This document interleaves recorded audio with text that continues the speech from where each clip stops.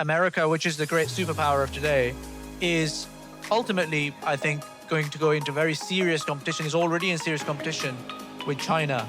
Invest, especially early on in your career, invest in yourself. The time for when you could have American exceptionalism in investments, I think, is over.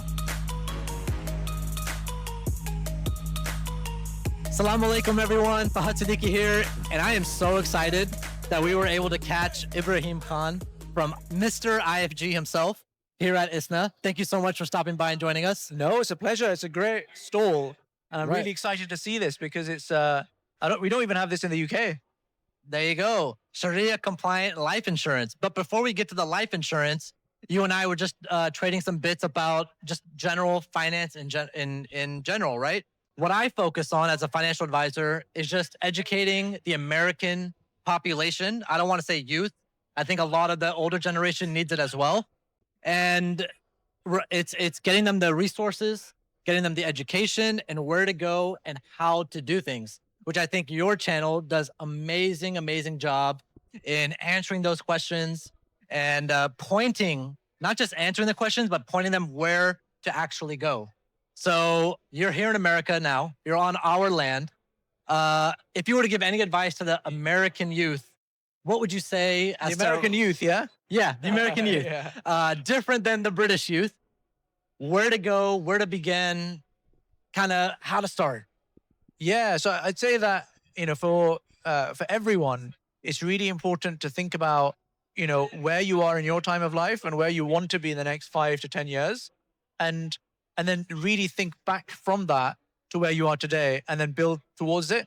Because I think a lot of the time when we do investing or we do personal finance, it's almost like it's happening to us and we are not in control of it.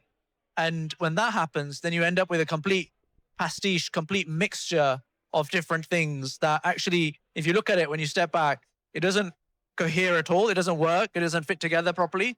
And then you're not going to be able to achieve your goals, right? As a result of that. So I think the very first thing I'd say is figure out where you want to be and then, work back from that. And then the second thing I'd say is invest, especially early on in your career, invest in yourself because that's probably the most highest ROI thing that you can do at that age. And people often, jump the gun and think about, let's invest in this and that and the other. But actually in the first, let's say between the ages of 16 to 22, 23, I would say a big chunk of your money savings should be back into yourself. Yeah. As we know with this generation that's coming up, even myself a little bit, timing wise, you speak about timing, we want instant gratification, right?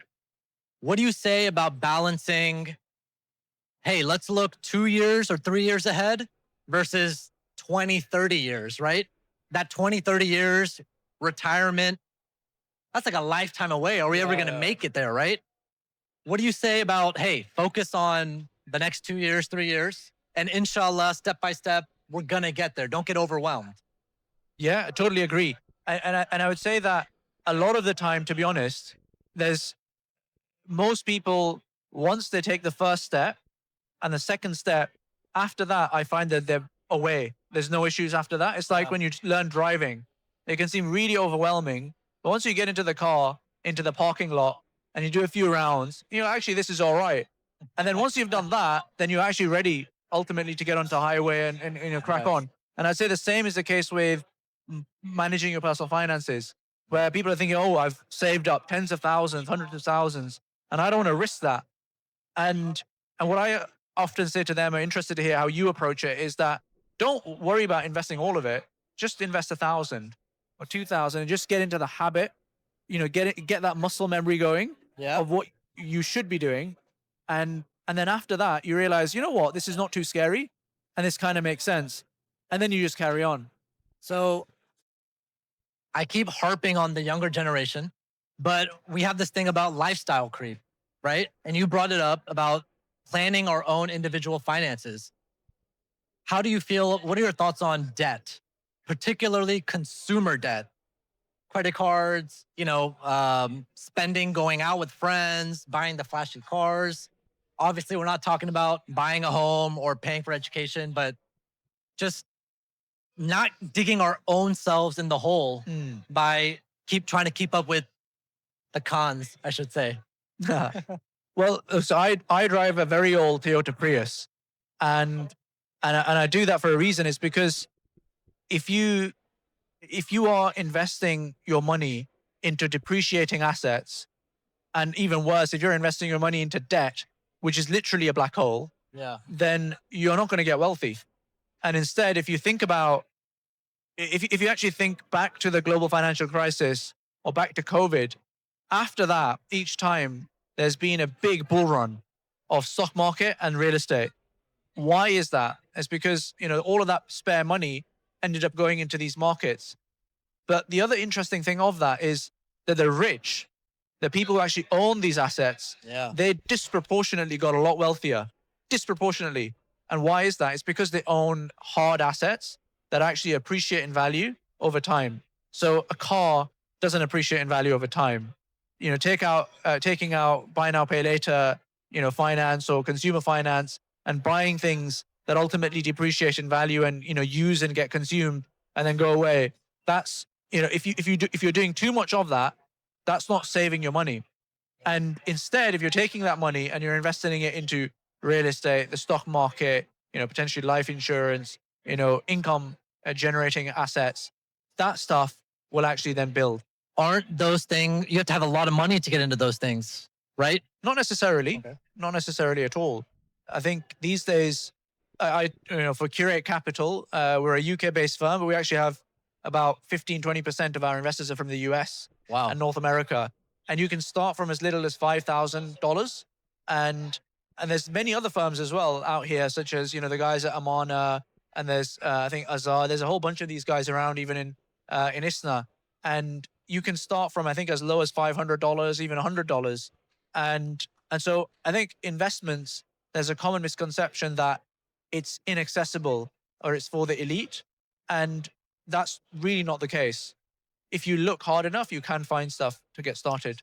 I do, in my talks with our population, I do get the feeling that the East, even the UK, definitely, obviously, the Middle East and Asia, Islamic investing, Sharia-compliant investing is much more prevalent.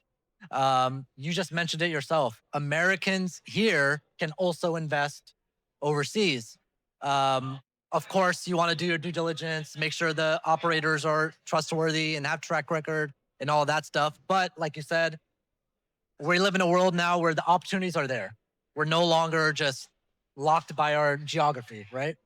Absolutely. And I think for Americans in particular, right now we are, like it or not, people like Ray Dalio really clearly articulate this.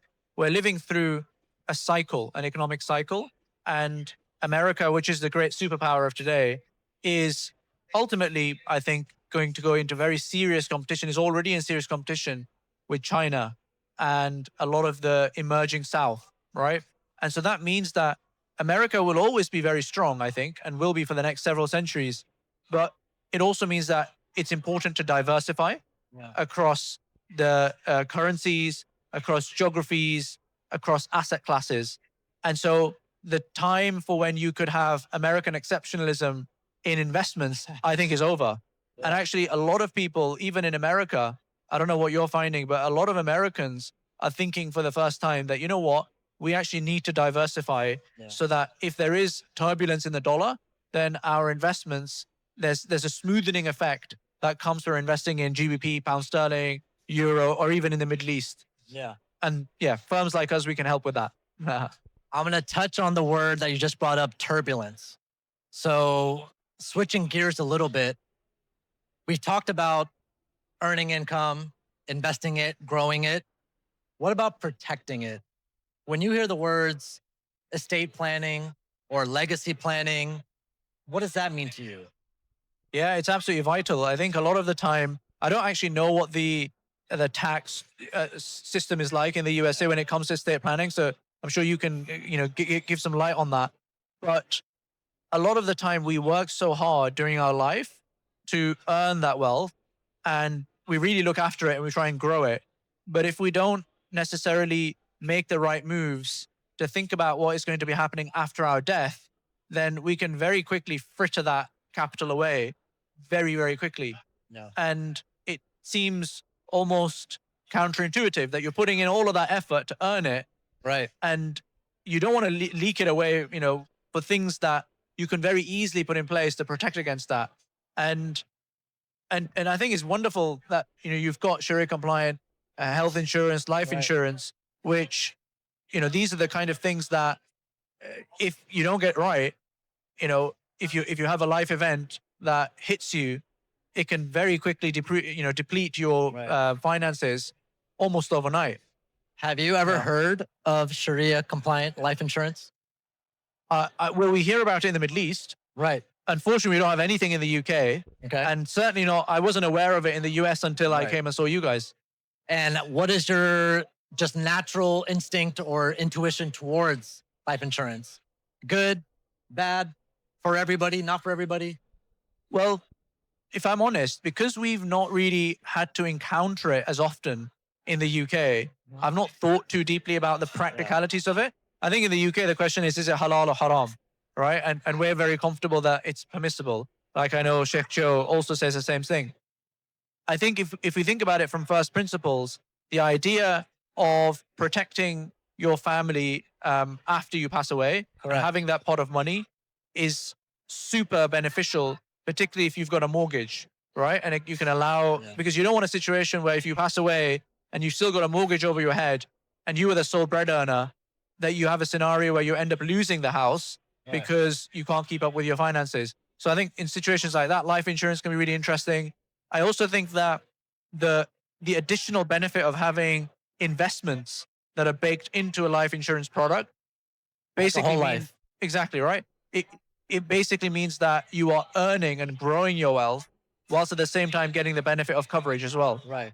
Because at the same time, what we definitely believe here is if you are going to go and take on that debt of that mortgage, of that car loan, of that student loan, then, that's your personal choice. If something were to happen to you, let's not pass that debt on to your loved ones. Yeah. Right. Yeah. As we all know, as Muslims, when we pass away, you want to clean your own slate. So that is definitely one of our beliefs here. And here at Ikhlas, again, I think we're the only ones who are doing this. Here in America, you're telling me you don't even have it in the Britain. So we need to talk to Sheikh Joe and to get over Let's there. do it. Let's do it, inshallah. So I won't take up too much of your time. Thank you so much, Ibrahim. We've had a great time, and I look forward to seeing you again soon. It's been a pleasure. Assalamu alaikum.